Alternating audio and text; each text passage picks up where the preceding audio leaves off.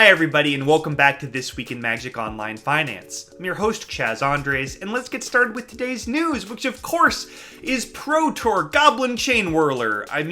Pro Tour Dominaria. And look, if you're a super fan of Goblin Chain Whirler, maybe you've got his poster on your wall, you're probably really happy with the fact that 7 of the 8 decks in the top 8 featured a full 4 copies each of Goblin Chain Whirler, but otherwise, maybe not so much. At any rate, Chain Whirler Aggro is clearly the deck to beat. You can gussy it up any way you want. You can play a Mono Red version, you can play a Black Red version, you can call it mid-range for no clear reason if you're Wizards of the Coast and you want the format to seem a little more diverse than it is, but regardless of how you do it, this is a deck featuring 4 copies of Goblin Chain Whirler, plus some number of Chandra Torch of Defiance and Rekindling Phoenix, and all of these cards are on the rise. Goblin Chain Whirler not so much yet. This little goblin is still under 3 tickets online, but I do think that will change at some point soon, and that one will start to rise as well as the Mythics. The other thing that the Pro Tour gave us was the triumphant return of Blue-Black Control and Esper Control, because while Teferi is an excellent card, starting to see play in Modern as well, you know what other card is really good? The Scarab God.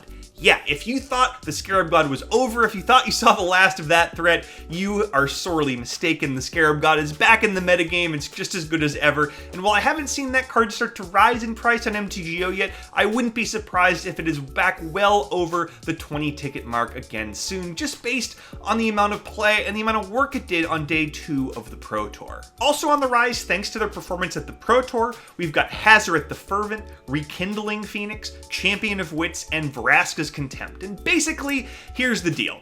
If you're a card and you're good in either a red-based aggro deck or some kind of blue-black control thing, you're probably going to go up in the near future. On the flip side, white cards didn't have a great weekend, especially sort of more aggressive white cards, things like Gideon of the Trials, History of Benalia, even Heart of Kiran, which oftentimes pairs with white. Those are all sort of on their way down as the red Chain Whirler strategies sort of take over those aggro spots. And then we've got Karn, Scion of Urza, which didn't have a great weekend either. It was all over the place on day 1, it was poised for some major gains, but most of the Karn decks didn't end up having a great conversion percentage. And the card was kind of a no-show on day 2. I still like it long term. I think it is going to be valuable for many months to come, but right now I think it's going to start dropping a bit. Let's move on to gaining ground. We're in Standard with Chandra Torch of Defiance, gaining about 6 tickets, going from 19 up to 25. I don't expect it's done growing either, because of how good Red did at the Pro Tour, and because of how important Chandra is in those decks.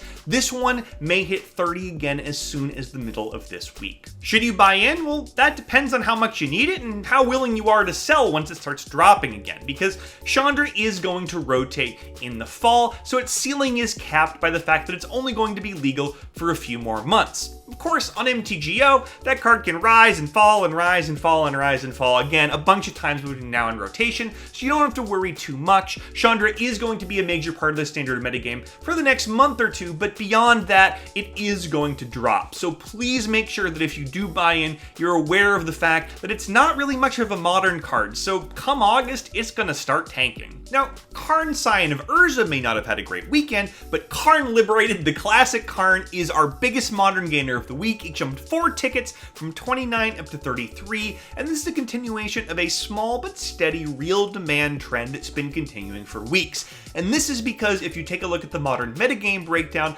Mono Green Tron, probably the second most popular deck in the format right now.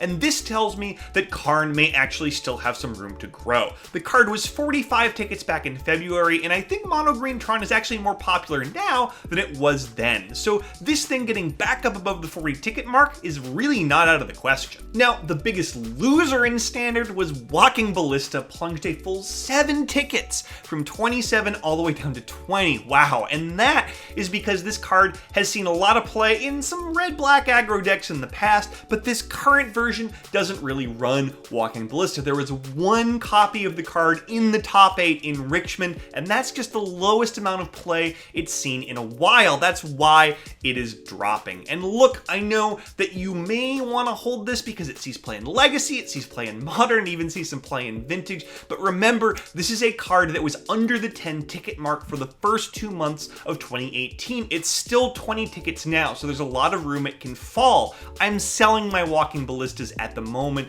There's just too much risk that it doesn't end up back above the 12 or 15 ticket mark again while it's still standard legal. Let's move on to Modern, where the biggest loser this week was Liliana of the Veil. The powerful Planeswalker dropped 6 tickets from 51 down to 45, and it's just not lining up all that great right now.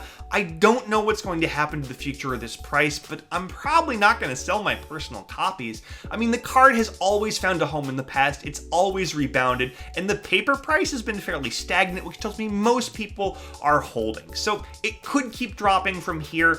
I'm going to keep monitoring it, but for now, this one is just sort of a reluctant hold. The sneak of the week this week is Surgical Extraction, a very powerful Modern card that was 40 tickets back in mid-April, but by mid-May, the price had collapsed all the way down to just 20 tickets. Well, it's been sneaking, and it snuck back up to about 26 tickets and continuing to rise. And I don't think it's going to hit the 40 mark again anytime too soon, but it's a really good card, and hey, Death's Shadow is even sort of almost playable again.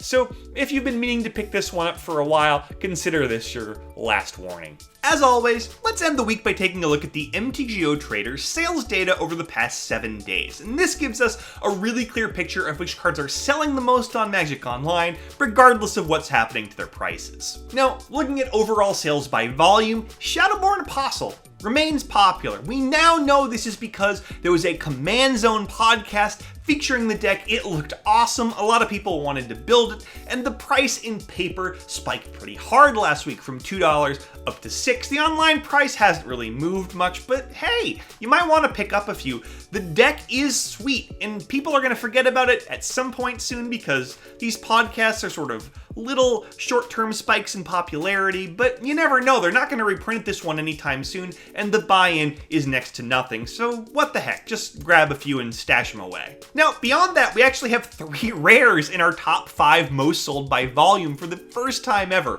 It's, guess what, 2 of the Dominaria lands, Isolated Chapel and Sulphur Falls, plus another big surprise, Goblin Chainwhirler. And I've said my piece on the lands over and over again on this channel. I'm not going to repeat myself, but Goblin Chainwhirler, come on, just grab a couple of copies. I don't know why it hasn't spiked yet, but it's going to go up at least a little based on these Pro Tour results. Now, in terms of overall value sold, we've got Modern starting to creep its way back into the picture a little bit. The top 3, still standard cards. It's Karn, Teferi, and Walking Ballista, more or less where they've been for weeks. But beyond that, we've got Mox Opal and Horizon Canopy. They're relevant again, they're back up on the list, and below that, we've got Chandra, Torch of Defiance, sort of sneaking in that little 6th place. That's all I got for you this week. I'm Chaz Andres, and join me next Monday morning for a special episode all about the MTG Arena economy. You're not going to want to miss it. I'll see you next Monday morning on This Week in Magic Online Finance.